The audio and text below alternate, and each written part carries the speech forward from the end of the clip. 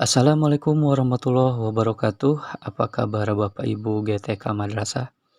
Semoga kita semua ada dalam keadaan baik dan selalu semangat jalani segala aktivitasnya. Salam satu profesi, guru itu mulia.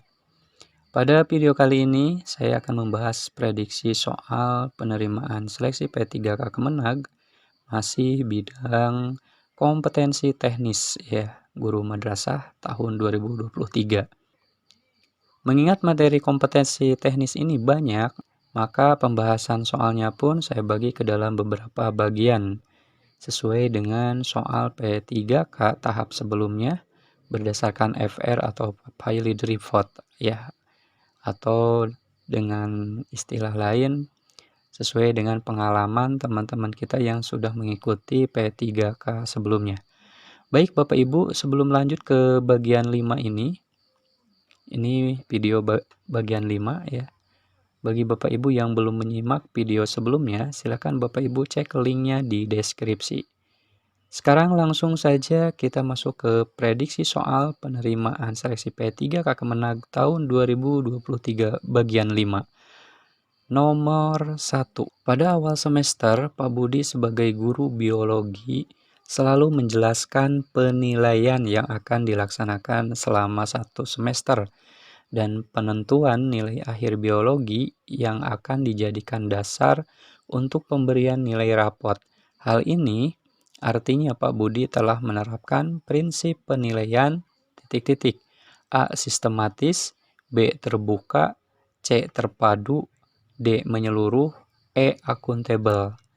Baik Bapak Ibu, kalau kita perhatikan di sini Pak Budi itu menjelaskan semua jenis teknik prosedur pengolahan penilaian ya, sampai penentuan akhir. Nah, merupakan prinsip penilaian terbuka yang berarti prosedur penilaian, kriteria penilaian dan dasar pengambilan keputusan itu dapat diketahui oleh pihak yang berkepentingan. Jadi jawabannya adalah B ya. Lanjut ke soal nomor 2. Seorang peserta didik memprotes skor yang diperoleh pada soal nomor 4 dalam ulangan yang telah dilaksanakan. Menurut siswa tersebut seharusnya mendapat skor 5, akan tetapi guru memberikan skor 3. Guru tersebut menjelaskan pembobotan nilai pada soal tersebut dengan menjelaskan kriteria penskoran yang terdiri dari 0, 1, 2, 3, 4, sampai 5. Peserta didik pun mengerti dan menerima skor tersebut. Prinsip penilaian yang ditetapkan guru adalah A. Terbuka, B. Akuntabel, C. Objektif, D. Menyeluruh, E. Adil. Baik Bapak Ibu, kalau kita simak ya di soal ini, guru tersebut menjelaskan pembobotan nilai pada soal dengan menjelaskan kriteria penskoran. Nah, ini merupakan prinsip penilaian akuntabel ya, di mana dapat dipertanggungjawabkan aspek prosedur, kriteria sampai pengambil keputusan. Jadi jawabannya adalah B, akuntabel. Lanjut ke soal nomor 3. Seorang guru mengajar pada 2 kelas di sekolahnya. Di kelas pertama terdapat 8 peserta didik yang gagal mencapai KKM. Sementara di kelas kedua ada 12 yang gagal mencapai KKM. Langkah yang harus dilakukan guru adalah A. Melakukan pengayaan terhadap 8 orang siswa. B. Melakukan remedial kepada 12 orang siswa. C. Melakukan remedial kepada peserta didik yang gagal di kedua kelas. D. Melakukan pengayaan kepada kedua peserta didik yang gagal di kedua kelas tersebut. E. Mengulang seluruh materi kepada peserta didik gagal pada kedua kelas. Baik Bapak Ibu, untuk menjawab soal ini ya seperti biasanya ketika ada beberapa siswa yang gagal memenuhi KKM, nah, maka pengayaan itu kan baiknya ditujukan untuk mereka atau siswa yang berhasil ya. Kemudian remedial itu ditujukan untuk yang gagal. Dan remedial itu harus dilakukan pada kedua kelas tersebut pada kasus ini.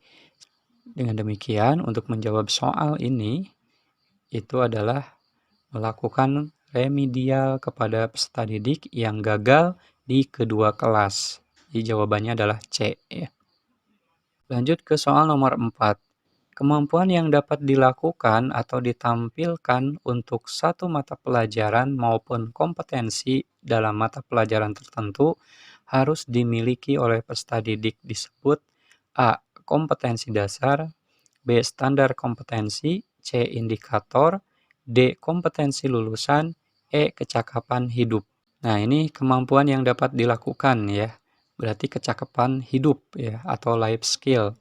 Itu merupakan kemampuan dan pengetahuan seseorang untuk berani menghadapi problema hidup dan kehidupan secara proaktif mencari serta menemukan solusi sehingga akhirnya mampu mengatasi dengan kemampuan berinteraksi dan beradaptasi dengan orang lain. Jadi jawabannya adalah E. Lanjut ke soal nomor 5. Aspek yang berkaitan dengan perasaan, emosi, sikap, dan derajat penerimaan maupun penolakan terhadap suatu objek peserta didik itu disebut ranah apa ya? A. Afektif, B. Kognitif, C. Psikomotorik, D. Emotif, E. Sensitif. Ya, ini jawabannya tentu ranah efektif ya. Kenapa? Karena ranah efektif itu adalah materi yang berdasarkan segala sesuatu yang berkaitan dengan emosi seperti penghargaan, nilai, perasaan, semangat, minat, dan sikap terhadap sesuatu hal. Jadi jawabannya adalah A. Lanjut ke soal nomor 6. Kriteria atau acuan dan pedoman dasar dalam menentukan pencapaian minimal hasil belajar peserta didik dinamakan A. Standar kompetensi lulusan atau SKL, B. Standar kelulusan, C. Ambang batas minimum lulus, D. Nilai ketuntasan minimal, E. Kriteria ketuntasan minimal atau KKM. Baik Bapak Ibu, salah satu prinsip penilaian pada kurikulum berbasis kompetensi itu adalah menggunakan acuan kriteria, yakni menggunakan kriteria tertentu dalam menentukan kelulusan peserta didik.